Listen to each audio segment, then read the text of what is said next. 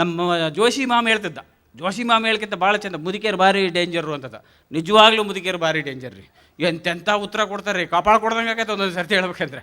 ಹಂಪಿ ಉತ್ಸವದ ಘಟನೆ ಹೇಳ್ತೀನಿ ರೀ. ನಮ್ಮ ಹಂಪಿ ಉತ್ಸವ ನಡೀತದೆ, ಭಾರಿ ಅದ್ಧೂರಿ ಕಾರ್ಯಕ್ರಮ ನಡೀತದೆ. ದಸರಾ ಉತ್ಸವ ಹೆಂಗೆ ಈ ಭಾಗದಲ್ಲಿ ನಡೀತದೋ ಹಂಗೆ ಹಂಪಿ ಉತ್ಸವ ನಮ್ಮೂರ ಕಡೆ ನಡೀತದೆ. ಅಲ್ಲಿ ಸಮಸ್ಯೆ ಏನಂದರೆ, ಬಸ್ ಬಂದ ತಕ್ಷಣ ಜನ ನೋಡ್ಬೇಕ್ರಿ, ಅಯ್ಯಯ್ಯಯ್ಯೇ ಸೀಟ್ ಹಿಡಿತಾರೆ.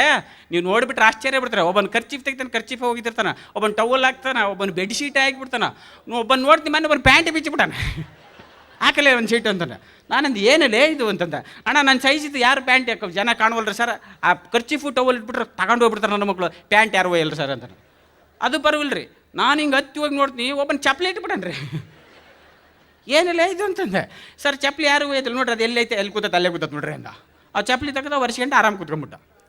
ಎಂತೆಂಥ ಮಂದಿ ಸಿಗ್ತಾರೆ. ನಾನೇನು ಮಾಡಿದ್ದೆ, ನಾನು ಒಂದು ಖರ್ಚೀಫ್ ಕೊಟ್ಟಿದ್ದೆ. ಮುದುಕಿ ಕುಂತಿದ್ದು ಕಿಟಿಗೆಗೆ, ಮುದುಕಿ ಒಂದು ಸೀಟ್ ಇಡಿ, ಖಾಲಿರೋ ಸೀಟ್ ಒಂದು ಸೀಟ್ ಹಾಕೊಂಡೆ. ತಮ್ಮ ಅಂತ ಇಸ್ಕೊಂಡೆ. ನಾನು ಹಿಂಗೆ ಹೋಗಿ ಬಸ್ ಕಷ್ಟಪಟ್ಟು ಬಸ್ ಹತ್ತಿದೆ. ಮುದುಕಿ ಕುಂತು, ಮುದುಕಿ ಸೀಟ್ ಎಲ್ಲಿ ಹಾಕಿ ಅಂತಾನೆ, ಖರ್ಚೀಫ್ ಎಲ್ಲಿ ಹಾಕಿ ಅಂದ್ರೆ, ಮುಂದೆ ಹಾಕಿ ನೋಡ್ಯಪ್ಪ, ಹೋಗು ಅಂತ. ನಾನು ಮುಂದಕ್ಕೆ ಹಿಂಗೆ ಹೋದೆ, ಹಿಂಗೆ ನೋಡ್ತೀನಿ. ನಂದೇನು ಲೆಕ್ಕ, ಖರ್ಚೀಫ್ ಯಾವನ ಜೇಬ್ನಿಗೆ ಇಟ್ಕೊಂಡ್ಬಿಟ್ಟೇನೆ ಅಂತ ಲೆಕ್ಕ. ನಂದು ಖರ್ಚೀಫಲ್ಲ ಗೊತ್ತಿಲ್ಲ. ನಾನು ಒಂಚೂರು ಮುಂದಕ್ಕೆ ಹೋದೆ, ಮುದುಕಿ ಖರ್ಚೀಫ್ ಕಾಣವಲ್ದು, ಯಾವ ಸೀಟಿಗೆ ಹಾಕಿ ಅಂದೆ. ಯಪ್ಪ ಮುಂದೆ ಐತೆ ನೋಡು, ಹೋಗು ಅಂದ. ಹಿಂಗೆ ಹೋಗ್ತೀನಿ ರೀ, ಆ ಮುದುಕಿ ನನ್ನ ಖರ್ಚೀಫ್ ಒಯ್ದು ಡ್ರೈವರ್ ಸೀಟಿಗೆ ಇಟ್ಬಿಟ್ಟದೆ. ಡ್ರೈವರ್ ಸೀಟಿಗೆ ಇಟ್ಬಿಟ್ಟದೆ. ಮುದುಕಿ ಇದಕ್ಕೆ ಅಲ್ಲ ಹೇಳ್ದೆ. ಯಪ್ಪ ನೀನೇ ಹೇಳ್ದಲ್ಲ ಅಂತ. ಏನದ, ಖಾಲಿ ಇರೋ ಸೀಟಿಗೆ ಇಡೋ ಅಂದೆ, ಅದು ಒಂದೇ ಖಾಲಿ ಇತ್ತು, ಅಲ್ಲಿಗೆ ಇಟ್ಬಿಟ್ಟೆ ಅನ್ನ. ಬಸ್ನಾಗ ನಾನು ನನ್ನ ಸ್ನೇಹಿತರು ಮಾತಾಡ್ಕೊಂತ ಹೊಂಟಿದ್ವಿ. ಅವ್ನು ಬೆಂಗಳೂರಿಂದ ಬಂದಿದ್ದ. ನಾನು ಹೇಳಿದೆ, ಅಲೋ ಹಂಪಿ ಉತ್ಸವ ಇಷ್ಟೊಂದು ಅದ್ದೂರಿಯಾಗಿ ನಡೀತೈತೆ, ಯಾಕೆ ನಿನ್ನ ಶ್ರೀಮತಿ ಕರ್ಕೊಂಬರ್ಬಾರ್ದು, ನೆಕ್ಸ್ಟ್ ಇಯರ್ ಬರ್ಕರೆ ನಿನ್ನ ಶ್ರೀಮತಿ ಕರ್ಕೊಂಬ ಅಂದೆ. ದೇವರಾಣಿ ನಿಮ್ಮೂರಿಗೆ ನನ್ನ ಶ್ರೀಮತಿ ಕರ್ಕೊಂಡು ಹಂಪಿ ಉತ್ಸವ ನೋಡೋಕೆ ಬರೋದೇ ಇಲ್ಲ ಅಂದ. ಯಾಕಲ್ಲ ಅಂದ. ಅಲ್ಲಪ್ಪ ಈಗ ಹಂಪಿ ಉತ್ಸವಕ್ಕೆ ಬರ್ತೀವಿ, ನೋಡ್ತೀವಿ, ಬಸ್ ಹತ್ಕೊಂಡು ಹೋಗ್ತಿರ್ತೀವಿ, ನನ್ನ ಹೆಂಡ್ತಿನೂ ಬಸ್ನಾಗ ಕುಂತಿರ್ತಾಳೆ. ನಿಮ್ಮ ಜನ ಸೀಟಿನ ಮೇಲೆ ಖರ್ಚೀಫ್ ಹಾಕಿ ನಂದು ಸೀಟ್ ಅಂತಾರೆ, ಇನ್ನು ಖರ್ಚೀಫ್ ನನ್ನ ಹೆಂಡ್ತಿ ತಲೆ ಮೇಲೆ ಹಾಕಿ ನನ್ನ ಹೆಂಡ್ತಿ ಅಂದ್ರೆ ನಾನೇನು ಮಾಡಲಿಲ್ಲ ಅಂದ. ಭಾರಿ ಚಂದ ಮುದುಕಿಯರು. ಒಂದು ಮುದುಕಿ ಏನು ಮಾಡಿದ್ರಂದರೆ, ಒಂದು ಮುದುಕಿ ಭಾಳ ಸೀರಿಯಸ್ ಆಗಿ ಒಂದು ಮೊಮ್ಮಗ ಅಳ್ತತ್ತು. ಮೊಮ್ಮಗನ ಎತ್ತಿಗೆ ಬಂದು ಹೈವೇ ಮೇಲೆ ನಿಂತ್ಕೊಂಡತ್ರಿ. ಹೋಗಿ ಬರೋ ಕಾರುಗಳಿಗೆ ಬಸ್ಗಳಿಗೆ ಅಪ್ಪ ನಿಲ್ಲಿಸ್ರಿ ಅಂತಾರೆ. ಯಾವನೂ ನಿಲ್ಲಿಸವಲ್ಲ, ಎಲ್ಲರೂ ಬರ್ರ ಅಂತ ಹೋಗ್ತಾರೆ. ಒಬ್ಬ ಸರ್ಕಾರಿ ಬಸ್ನನ್ನು ಬಂದುಬಿಟ್ಟು ಬ್ರೇಕ್ ಹಾಕಿ ಗಾಡಿ ನಿಲ್ಲಿಸಿ ಮುದುಕಿ ಕೇಳ್ದ, ಮುದುಕಿ ಯಾಕೆ ಎಲ್ಲಿಗೆ ಹೋಗ್ಬೇಕಾಯ್ತು, ಯಾವ ಊರಿಗೆ ಹೋಗಿತ್ತು, ಬಾ ಹೋಗುವಂತೆ ಅಂತಂದ. ಮುದುಕಿ ಏನು ಉತ್ತರ ಕೊಡ್ಬೇಕು, ಯಪ್ಪ ನಾನು ಯಾವ ಊರಿಗೂ ಹೋಗೋದು ಕೆಟ್ಟಿಲ್ಲ ತಮ್ಮ, ಮೊಮ್ಮಗ ಆಳಕಚ್ಚನ ಒಂದಿಷ್ಟು ಆರ್ನ್ ಅಂತಂದ. ಮೊಮ್ಮಗ ಆಳೋದಕ್ಕೆ ಬಸ್ ನಿಲ್ಲಿಸಿ ಸಮಾಧಾನ ಮಾಡ್ಬೇಕಂತ್ರಿ. ನಿಜ ಹೇಳ್ಬೇಕಂದ್ರೆ ನಮ್ಮ ಸಂಸಾರದಲ್ಲಿ ಭಾಳ ಹಾಸ್ಯ ಇರ್ತದೆ. ಸಂಸಾರ ಅಂದ ತಕ್ಷಣ ನಮಗೊಂದು ನೆನಪಾಗ್ತದೆ. ಮೊದಲೆಲ್ಲ ಹೆಂಗಿದ್ದು ಸಂಸಾರ ಅಂದರೆ, ಮಕ್ಕಳಿರಲ್ಲವ್ವ ಮನೆ ತುಂಬ ಅಂತ ಇತ್ತಂತೆ. ಸರ್ಕಾರಗಳು ಬಂದಾದಮೇಲೆ, ಫ್ಯಾಮಿಲಿ ಪ್ಲ್ಯಾನಿಂಗ್ ಇಟ್ಟಾದಮೇಲೆ ಸ್ಲೋಗನ್ಗಳು ಬಂದು. ಏನಂತ ಬಂದು ಸ್ಲೋಗನ್ ಅಂದರೆ, ಜಗತ್ತಿಗೆ 4 ದಿಕ್ಕು, ಮನೆಗೆ 4 ಮಕ್ಕಳು ಸಾಕು ಅಂತ ಬಂತು. ಅವಾಗ ಹಳೇದು. ಅದಾದ ಒಂದು 10 ವರ್ಷ ಕಳೆದ ನಂತರ ಜಗತ್ತಿಗೆ ಬ್ರಹ್ಮ ವಿಷ್ಣು ಮಹೇಶ್ವರ, ಮನೆಗೆ 3 ಮಕ್ಕಳು ಸಾಕು, ಬ್ರಹ್ಮ ವಿಷ್ಣು ಮಹೇಶ್ವರ ರಂಗೆ ಅಂದರು. ಅದಾದಮೇಲೆ 10 ವರ್ಷ ಕಳೆದ ಮೇಲೆ ಮತ್ತೆ ಸ್ಲೋಗನ್ ಚೇಂಜ್ ಮಾಡಿದ್ರಂತೆ. ಏನಂತ ಚೇಂಜ್ ಮಾಡಿದ್ರು, ನಾವಿಬ್ಬರು ನಮಗಿಬ್ಬರು ಅಂತ ಆಯಿತು. ನಾವಿಬ್ಬರು ನಮಗಿಬ್ಬರು, ಆರತಿಗೊಂದು ಕೀರ್ತಿಗೊಂದು ಅಂತ ಆಯ್ತಂತೆ. ಅದಾದಮೇಲೆ ಈಗ ನಡೀತಿರೋದು ಏನಂದರೆ, ಮನೆಗೊಂದು ಕಂದ, ಮನೆಗೊಂದು ಮಗು, ಮನೆ ತುಂಬ ನಗು ಅಂತ ಆಯ್ತಂತೆ. ಮನೆಗೊಂದು ಮಗು, ಮನೆ ತುಂಬ ನಗು ಅದು. ಇನ್ನು 2025 ಡೈಲಾಗ್ ಚೇಂಜ್ ಆಗ್ಬಿಡ್ತಂತ್ರಿ. ಏನಂದರೆ, ದಾರಿಗೊಂದು ದೀಪ, ಬೀದಿಗೊಂದು ಪಾಪ ಅಂತ ಹಾಕತ್ತಂತ್ರಿ. 2050 ಅದು ಚೇಂಜ್ ಮಾಡಿಬಿಡ್ತಾರಂತ್ರಿ. ಏನಂತ ಮಾಡ್ತಾರಂದರೆ, ಊರಿಗೊಂದು ಕಂದ, ಎಲ್ಲರಿಗೂ ಆನಂದ. ಹಿಂಗೆ ಡೈಲಾಗ್ ಚೇಂಜ್ ಮಾಡ್ಕೊಂತ ಹೋದ್ರೆ ಹಿಂಗೆ ಹಾಕತ್ತಾರೆ. ಇನ್ನು ಸಂಸಾರ ಯಾಕೆ ಸಣ್ಣದು ಆಗ್ತದೆ, ಹೆಂಗಿದೆ ಅಂತ ಹೇಳ್ಬಿಟ್ಟು ಅವನ್ನೆಲ್ಲ ಹೇಳೋದಕ್ಕಿಂತ, ನಾನು ನಮ್ಮ ಸಂಸಾರದಲ್ಲಿ ಭಾಳ ಚಂದ ಆಸಿದ್ದು. ನನ್ನ ಹೆಂಡ್ತಿ ಕೂಡ ನಾನು ಜಗಳಾಡಿಬಿಟ್ಟೆ. ಜಗಳಾಡಿ ಆಫೀಸಿಗೆ ಹೋಗ್ಬಿಟ್ಟು, ಯಾಕೆ ಜಗಳಾಡೋದು, ಹೊಸ ವರ್ಷ ಐತೆ ಸುಮ್ಮನೆ, ಹೆಂಡ್ತಿಗೆ ಒಂಚೂರು ಸಮಾಧಾನ ಮಾಡೋಣ ಅಂತ ಫೋನ್ ಮಾಡಿದೆ. ಫೋನ್ ರಿಂಗ್ ಆಗ್ತಿತ್ತು, ನನ್ನ ಶ್ರೀಮತಿ ಫೋನ್ ಎತ್ತಿಲ್ಲ. ಹಲೋ ಅಂದ್ಲು. ನಾನು ಸಮಾಧಾನದಿಂದ ಹಲೋ ಅಂತಂದೆ. ನನ್ನ ಹೆಂಡ್ತಿಗೆ ಗೊತ್ತಾಗ್ಬಿಡ್ತದೆ ನನ್ನ ಗಂಡಿಂದ ಇದು ವಾಯ್ಸ್ ಅಂತ. ಆಕೆ ಸಿಟ್ಟು ಕಡಿಮೆ ಆಗಿದ್ದಲ್ಲ, ಏನು ಹೇಳ ಅಂತಂದ್ಬಿಡ. ಅಂದಿದ್ದೇ ತಡ ನೋಡ್ರಿ, ನಮ್ಮದು ಮಾತೇ ಮರ್ತುಬಿಟ್ಟಿವಿ ನಾವು ಮಾತೇ ಮರ್ತುಬಿಟ್ಟೆ. ಅಲ್ಲೇ ಏನು ಹೇಳ ಅಂದ ತಕ್ಷಣ ಮತ್ತೆ ನಾನು ಹೇಳ್ಬೇಕಲ್ಲ, ನಾನು ಮಾತು ತಿರ್ಸ್ಬಿಟ್ಟಿವಿ ಸರ್. ಅಲ್ಲ ಟಿಫಿನ್ ಏನು ಮಾಡಿಯಾ ಅಂತ ಕೇಳಿಬಿಟ್ಟೆ. ಟಿಫಿನಾ, ಇಡ್ಲಿ ಮಾಡಿದ್ದೀನಿ, ನೀವು ಬೇಗ ಮನೆಗೆ ಬನ್ನಿ, ಚಟ್ನಿ ಮಾಡ್ತೀನಿ ಅಂದ್ಲು. ಗಂಡುಮಕ್ಕಳು ನಗ್ತಿದ್ದೀರಿ, ಹೆಣ್ಮಕ್ಳು ನಗ್ತಿದ್ದೀರಿ. ನನಗನ್ಸಿದ ಮಟ್ಟಿಗೆ ಗಂಡುಮಕ್ಳು ಚಟ್ನಿ ಆಗ್ಯಾರೆ, ಹೆಣ್ಮಕ್ಳು ಚಟ್ನಿ ಮಾಡಿದ್ದಾರೆ. ಬಳಸುವ ಪದದಲ್ಲಿ ಹಾಸ್ಯ ಬರುತ್ತೆ ಅನ್ನೋದಕ್ಕಿದ್ದಾರೆ. ಇನ್ನು ನಾನು ನನ್ನ ಶ್ರೀಮತಿ ಊರಿಗೆ ಹೋಗ್ಬೇಕಂತ ಬಿಟ್ಟು ಬಸ್ ಸ್ಟಾಪಿಗೆ ಬಂದರು. ಬಸ್ ಸ್ಟಾಪಿಗೆ ಬಂದು ನಿಂತೆ. ಬಸ್ ಸ್ಟಾಪಿಗೆ ಬಂದಿಟ್ಟೆ. ನನ್ನ ದುರದೃಷ್ಟಕ್ಕೆ ಬಸ್ ಸ್ಟಾಪು ಲೇಡೀಸ್ ಕಾಲೇಜ್ ಎದುರಿಗೆ ನಿಂತದು. ಲೇಡೀಸ್ ಕಾಲೇಜ್ ಎದುರಿಗೆ ಇತ್ತಲ್ಲ, ಸರಿ ಬಿಡು ಅಂತ ಹಿಂಗೆ ನಿಂತಿದ್ದೆ. ಒಂದು 8 ಹುಡುಗಿಯರು ಹಿಂಗೆ ಹೋಗ್ತಾಯಿದ್ರು. ನಾನು ನನ್ನ ಹೆಂಡ್ತಿ ಹಿಂಗೆ ನಿಂತ್ಕೊಂಡಿದ್ವಿ. ನಾನು 8 ಹುಡುಗಿಯರು ಹಿಂಗೆ ಹೋಗ್ತಾರಲ್ಲ, ನಾನು ಅವ್ರನ್ನ ಹಿಂಗೆ ನೋಡ್ತಾ ನಿಂತೆ. ಹಿಂಗೆ ಹೋಗ್ತಿದ್ರು, ಅವ್ರು ಹಿಂಗೆ ಪಾಸ್ ಆಗ್ತಿದ್ರು. ನನ್ನ ಹೆಂಡ್ತಿ ಏನು ಮಾಡ್ತಾರೆ ಅಂತ ನೋಡಿದೆ. ನನ್ನ ಹೆಂಡ್ತಿ ಕೂಡ ಅವ್ರನ್ನ ನೋಡ್ಕೊಂತ ನಿಂತ್ಕೊಂಡ್ಬಿಡೋದು. ನನಗೆ ಆಶ್ಚರ್ಯ. ಅಲ್ಲೇ ನಾನು ಗಂಡು ಮಗ, ಪ್ರಕೃತಿ ಸತ್ತ ಸಹಜವಾಗಿ ನಾನು ಹೆಣ್ಮಕ್ಳು ಹೋಗ್ತಿದ್ರು, ಚೆನ್ನಾಗಿದ್ರಿದ್ರು ನೋಡಿಬಿಟ್ಟೆ. ನೀನು ಯಾಕೆ ನೋಡ್ತಿದ್ದೀಯಾ ಅಂತ ಕೇಳಿದೆ.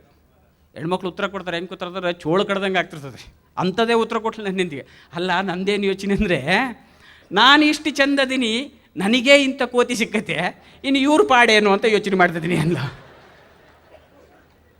ಅಂದರೆ ನೀವು ನಗದು ನೋಡಿದ್ರೆ ನಾನು ಕೋತಿ ಕಂಡಂಗೆ ಕಾಣ್ತೀನಿ. ನಾನು ನಿಮಗೆ ಹೆಂಗೆ ಅಂದರೆ ನಮ್ಮನ್ನು ಸೇರಿಸಿಕೊಂಡು ನಾವು ನಗಬೇಕಂತೆ ಬಂಧುಗಳೇ.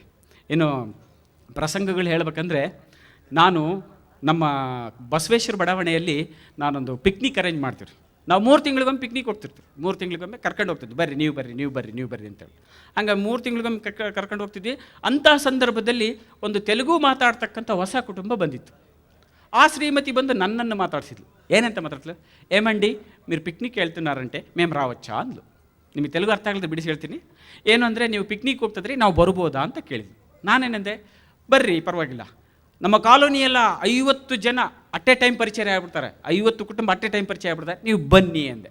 ನನ್ನ ಶ್ರೀಮತಿ ಪಕ್ಕದಾಗಿದ್ಲು. ಒಂದೇ ಮಾತು ಹೇಳಿದ್ಲು, ಬೇಡ, ಅವರಿಗೆ ಕನ್ನಡ ಬರಲ್ಲ, ನಮಗೆ ತೆಲುಗು ಬರೋದಿಲ್ಲ. ಒಂದು ಮುಂದಿನ 3 ತಿಂಗಳಿಗೆ ಕರ್ಕೊಂಡು ಹೋಗೋಣ. ಈಗೇನಾರು ಹೋಗ್ಬಿಟ್ರೆ ಬರೀ ಮುಖ ನೋಡ್ಕೊಂತ ಕುಂದ್ರದಾಕತ್ತೆ, ಚೆನ್ನಾಗಿರೋದಿಲ್ಲ, ಬೇಡ ಅಂದ್ಲು. ನಾನೊಂಚೂರು ದಿಮಾಕ್ ಮಾಡಿದೆ. ಏನಂದರೆ, ಸುಮ್ಮನೆ ಕೂತ್ಕೊಳ್ಳೆ, ನನಗೆ ತೆಲುಗು ಬರ್ತದೆ. ಆ ಹೆಣ್ಮಗಳು ಏನು ಹೇಳ್ತಾಳೆ ಅದನ್ನ ಬಿಡಿಸಿ ಹೇಳ್ತೀನಿ, ನೀನು ಯಾಕೆ ಚಿಂತೆ ಮಾಡ್ತೀಯ ಅಂತಂದೆ. ನಾನು ಏನು ತಿಳಿದು, ಬೇಡ ನನ್ನ ಮಾತು ಹೇಳಕತ್ತ. ನಾನಂದೆ, ಬರ್ರಿ ಬಂದುಬಿಟ್ರೆ. ಅವ್ರು ಕೂಡ ಏನು ಸುಮ್ಮನೆ ಅಂತಿರ್ತಾರೆ, 50 ಜನ ಅಟ್ ಎ ಟೈಮ್ ಪರಿಚಯ, ಬರ್ರಿ ಅಂತ ಬಂದುಬಿಟ್ಟು ಬಂದೀವ್ರಿ. ಊಟಕ್ಕೆ ಕುಂತೀವ್ರಿ. ಊಟ ಮುಗೀತಿದೆ. ಆ ತೆಲುಗು ಮಾತಾಡ್ತಕ್ಕಂಥ ಶ್ರೀಮತಿ ನನ್ನ ಶ್ರೀಮತಿಗೆ ಮಾತಾಡಿಸ್ಬಿಟ್ಲು ನೋಡ್ರಿ. ಅಲ್ಲೇ ಅನಾಹುತ ಶುರುವಾಗಿದ್ದು. ಆ ತೆಲುಗು ಮಾತಾಡ್ತಾ ಹೆಣ್ಮಕ್ಳು ಏನಂತ ಮಾತಾಡಿಸ್ಬೇಕ್ರಿ ನನ್ನ ಹೆಂಡ್ತಿಗೆ. ಏಮಂಡಿ ಏನು ಅಂದರೆ, ಮೀದಿ ನಿಮ್ಮದು ಏವು ರಂಡಿ ಅಂದ್ಲು. ರಂಡಿ ಅನ್ನೋ ಪದ ಕೇಳಿದ್ದೆ ತಡ ನನ್ನ ಹೆಂಡ್ತಿ ತಲೆ ಗಿಮ್ಮಂತೆ ತಿರುಗಿಬಿಡ್ದು. ನಾನು ಬಡ್ಕಂಡೆ, ಬೇಡ ಅಂದ್ರೆ ಕೇಳಲಿಲ್ಲ ಅಂದ್ಲು. ಏನೇ ಅಂದೆ, ನೋಡಾಕ ನನಗೆ ಮಾತಿಗೂ ರಂಡಿ ಅಂತಳೆ ಅಂದ್ಲು.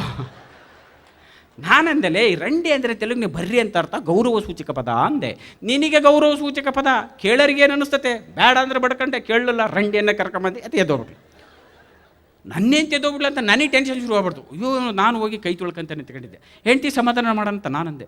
ಅಲ್ಲೇ ಊಟ ಹೆಂಗಿತ್ತು, ಊಟ ನಿನ್ನ ಮಕ್ಕ ಕೊಟ್ಟು ಬೆಂಕಿ ಹಾಕ ಸುಮ್ಕೂತ, ಬೇಡ ಅಂದ್ರೆ ಕೇಳಲಿಲ್ಲ, ಕರ್ಕೊಂಬಂದು ಮೂಲ ಮಾಡಿಟ್ಟು ಮಾತಿಗೆ ರಂಡಿ ಅಂತೇಳೆ. ಈಗ ನೋಡು, ನಿನ್ನ ಪಕ್ಕಕ್ಕೆ ಬಂದು ನಿಂತಾಳ ಅಂತ ಅಂದ್ಬಿಡ. ಹಿಂಗೆ ನೋಡ್ತೀನಿ, ಯಾಕೆ ನನ್ನ ಪಕ್ಕ ನಿಂತುಬಿಟ್ಟ. ನಾನು ಹೆಂಡ್ತಿಕೊಂಡು ಇನ್ನೊಂದಿಷ್ಟು ಕೆಂಪಗಾಗ್ಬಿಡ್ತು. ಇನ್ನು ಆಕೆ ಕಡೆಗೆ ಏನು ನೋಡಿದ್ಬಿಡ್ತು. ನಾನು ಹಿಂಗೆ ಕೈ ತೊಳಿತಾ ಅಂತಿದ್ದೆ. ಆ ಹೆಣ್ಮಗಳು ಮತ್ತೆ ಸುಮ್ಮನಿರ್ಬೇಕು, ಬೇಡ್ರಿ ಮತ್ತೆ ಅದನ್ನೇ ಕೇಳ್ಬಿಡ್ಬೇಕ. ಏಮಂಡಿ ಏನು ಅಂದರೆ, నేను ಅಪ್ಪನ ನುಂಚಿ ಅಡುತ್ತೆ.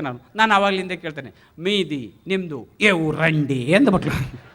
ನನ್ನ ಹೆಂಡ್ತಿ ತಲೆ ಸಿಟ್ಟು ಬಂದುಬಿಟ್ಟು ಹೇಳ್ತೀನಿ ಕೇಳೋದು. ಈಗ ನೀನು ಮಾತಿಗೂ ಯಾವ ರಂಡಿ ಅಂತ ಕೇಳ್ಬೇಡ, ನಾನು ಬಳ್ಳಾರಿ ರಂಡಿ.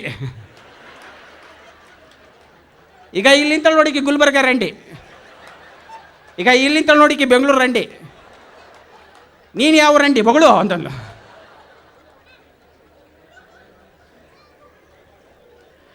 ಭಾಷೆ ಯಾವುದಾದ್ರೇನು ಹಾಸ್ಯ ಬರುತ್ತೆ ಅನ್ನೋದಕ್ಕೆ ಇದು ಪ್ರಸಂಗ ಹೇಳಿದೆ ಬಂಧುಗಳೇ. ಇನ್ನು ಇಂಥಲ್ಲೇ ಹಾಸ್ಯ ಪ್ರಸಂಗಗಳು ಇರ್ತಾವಂತಂದೇಳಿ ನೀವೇನು ಯೋಚನೆ ಮಾಡೋಂಗಿಲ್ಲ. ಭಿಕ್ಷುಕರಲ್ಲೂ ಹಾಸ್ಯ ಭಾಳ ಚೆನ್ನಾಗಿರ್ತೈತೆ ರೀ. ಭಿಕ್ಷುಕರು ಎಂತೆಂಥ ಹಾಸ್ಯ ಪ್ರಸಂಗ ಹೇಳ್ತಾರೆ, ನೀವು ನೋಡ್ಬೇಕ್ರಿ. ಒಬ್ಬನ ಮನೆ ಮಂದಿ ಕೇಳ್ದ, ಅಣ್ಣ ಅಂತ ಕೂಗಿದ. ಏನಾ ಅಂತಂದ್ರ, ಅಣ್ಣ ಹೊಟ್ಟೆ ಎಷ್ಟತ್ತಣ್ಣ, ಊಟಕ್ಕೆ ಏನಾದರೂ ನೋಡೋಣ ಅಂತಂದ. ಅವು ಯಜಮಾನಿ ಏನಂತ ಕೇಳ್ಬೇಕ್ರಿ, ನೀನು ತಂಗಳು ತಿಂತಿ ಏನಿಲ್ಲ ಅಂತಂದ. ಅಣ್ಣ ತಿಂತೀನಣ್ಣ ತಂಗಳದು ಅಂತಂದ. ಹಂಗಂದ್ರೆ ನೀನು ನಾಳೆ ಬಾ ಹೋಗಂದ ಇವ. ಅವನ್ನ ಬಿಡಲಿಲ್ಲ. ನೆಕ್ಸ್ಟ್ ಡೇ ಬಂದ. ಅಣ್ಣ ಅಂದ. ಏನಲ್ಲೇ ಅಂತಂದರು. ಅಣ್ಣ ಹೊಟ್ಟೆ ಹಸ್ತಿದೆ, ಒಂದು ರೊಟ್ಟಿ ಇದ್ರೆ ಕೊಡೋಣ ಅಂತಂದರು. ನನ್ನ ಹೆಂಡ್ತಿ ಊರಾಗಿಲ್ಲಲೇ ಅಂತಂದ. ಅಣ್ಣ ನಾನು ನಿನ್ನ ಹೆಂಡ್ತಿ ಕೇಳಲಿಲ್ಲ, ರೊಟ್ಟಿ ಕೇಳಿದೆ ಅಂದಿವ. ನೆಕ್ಸ್ಟ್ ಡೇ ಬಂದ ಮಗ ಅವ. ಮತ್ತೆ ನೆಕ್ಸ್ಟ್ ಡೇ ಬಂದು ಕೇಳ್ದ. ಅಣ್ಣ ಅಂದ. ಏನಲ್ಲೇ ಅಂತಂದ. ಕಾಫಿ ಕುಡಿತೀನಿ, 1 ರೂಪಾಯಿ ಇದ್ರೆ ಕೊಡೋಣ ಅಂದ. ಇವನು ಏನೇನು ಬೇಕ್ರೆ, ಚಿಲ್ರಿಲ್ಲಲೇ ಅಂತಂದ. ಭಿಕ್ಷುಕ ಉತ್ತರ ಕೊಟ್ಟ, ದಣಿ ಈ ಕಾಲೋನಿ ಒಳಗೆ ಎಲ್ಲರೂ ಹಿಂಗೆ ಹೇಳಿ ಹೇಳಿ ನಂದು 1,00,000 ರೂಪಾಯಿ ಸಿಕ್ಕಾಕೊಂಡ್ಬಿಡತ್ರಿ ಇವ್ರ ಕಾಲೋನಿಯಾಗೆ ಅಂದವ. ಕಾಲೋನಿ ಒಳಗೆ ಉದ್ರಿ ಹೇಳಿದ್ದೆಲ್ಲ ಲೆಕ್ಕ ಇಟ್ಟಾರ ಮಗ. ಏನು ಪ್ರಸಂಗಗಳು ಹೇಳ್ಬೇಕಂದ್ರೆ ನಾವು ಕನ್ನಡದಲ್ಲಾದರೂ ಸ್ಪಷ್ಟವಾಗಿ ಮಾತಾಡಬೇಕು, ಇಲ್ಲ ಅಂದರೆ ಇಂಗ್ಲೀಷ್ನಲ್ಲಾದರೂ ಸ್ಪಷ್ಟವಾಗಿ ಮಾತಾಡಬೇಕು. ಈ ಕನ್ನಡ ಇಂಗ್ಲೀಷ್ ಮಿಕ್ಸ್ ಮಾತಾಡ್ಬಿಟ್ರೆ ಅನಾಹುತ ಆಗ್ಬಿಡ್ತದಂತೆ. ಅನಾಹುತ ಆಗ್ಬಿಡ್ತದಲ್ರಿ, ವಿಶೇಷ ಅರ್ಥಗಳೇ ಹೊರಗೆ ಬಂದ್ಬಿಡ್ತಾವಂತ್ರಿ. ಒಂದು ದಂಪತಿಗಳು ಮದುವೆಯಾಗಿ 2 ವರ್ಷಕ್ಕೆ ಡೈವರ್ಸ್ಗೆ ಅಪ್ಲೈ ಮಾಡಿದ್ರಂತ್ರಿ. ಡೈವರ್ಸ್ಗೆ ಅಪ್ಲೈ ಮಾಡಿದ್ರು, ಕೇಳಿದರು, ಜಡ್ಜ್ ಕೇಳಿದ್ರು ಅವನಿಗೆ, ಯಾಕಪ್ಪ ಡೈವರ್ಸ್ಗೆ ಯಾಕೆ ಅಪ್ಲೈ ಮಾಡಿದ್ಯಾ ಅಂತಂದು. ಸಾರ್ ಮದುವೆಯಾಗಿ 2 ವರ್ಷ ಆಗೈತೆ ಸರ್, ಮದುವೆಯಾಗಿ 2 ವರ್ಷ ಆಗೈತೆ ಸರ್, ನನಗೆ ಆಕೆ ಅಡ್ಜಸ್ಟ್ ಆಗಿಲ್ಲ, ಆಕೆ ನನಗೆ ಬೇಡ ಅಂದ್ಬಿಟ್ಟ. ಆಯಿತು, ನೀವು ಹೋಗಿ. ಅದಾದ ನಂತರ ಆ ಶ್ರೀಮತಿ ಕರೆದು, ಆ ಶ್ರೀಮತಿ ಬಂದು ನಿಂತ್ಕೊಂಡ್ಲು. ಆ ಶ್ರೀಮತಿ ಬಂದು ಕೇಳಿದ ತಕ್ಷಣ ಆ ಹೆಣ್ಮಗಳಿಗೆ ಜಡ್ಜ್ ಕೇಳಿದ್ರು, ಯಾಕಮ್ಮ ಡೈವರ್ಸ್ಗೆ ಅಪ್ಲೈ ಮಾಡಿದ್ದೀರಿ ಅಂತ. ಆ ಹೆಣ್ಮಗಳು ಭಾಳ ಸಂಯಮದಿಂದ ಹೇಳಿದ್ರು, ಏನಂತ ಹೇಳಿದ್ರು, ಸರ್ ಯಾಕೆ ಡೈವರ್ಸ್ ಅಪ್ಲೈ ಮಾಡಿದ್ರಿ ಅಂತ ನನಗೂ ಗೊತ್ತಿಲ್ಲ ಸರ್, ಅವನೇ ಹೇಳಬೇಕು ಅಂತದ್ದು. ಇವರು ವಿಚಾರಣೆ ಮಾಡಿದ್ರಲ್ಲ, ಅವರು ಹೆಣ್ಮಗಳಿಗೆ ಹೇಳಿದ್ಲು, ಏನಿಲ್ಲಮ್ಮ ನೀವು ಮದುವೆಯಾಗಿ 2 ವರ್ಷ ಆಗಿದೆ ಅಂತೆ, ನೀವು ಅವ್ರಿಗೆ ಅಡ್ಜಸ್ಟ್ ಆಗಿಲ್ಲಂತೆ, ನೀವು ಬ್ಯಾಡ್ ಅಂತೆ ಅಂದ್ಬಿಟ್ಟು.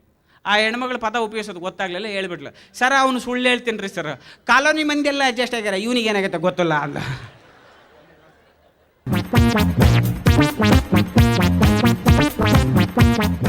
ಅಬ್ಬಾ, ನಕ್ಕು ನಕ್ಕು ಸುಸ್ತಾಯ್ತಲ್ವಾ? ಹೀಗೆ ಜೀವನದಲ್ಲಿ ನಗ್ತಾ ಇರಿ. ಇದು ಈ ಹೊತ್ತಿನ ವಿಶೇಷ. ನೇರ ದಿಟ್ಟ ನಿರಂತರ ಸುದ್ದಿಗಾಗಿ ನೋಡ್ತಾ ಇರಿ ಸುವರ್ಣ ನ್ಯೂಸ್.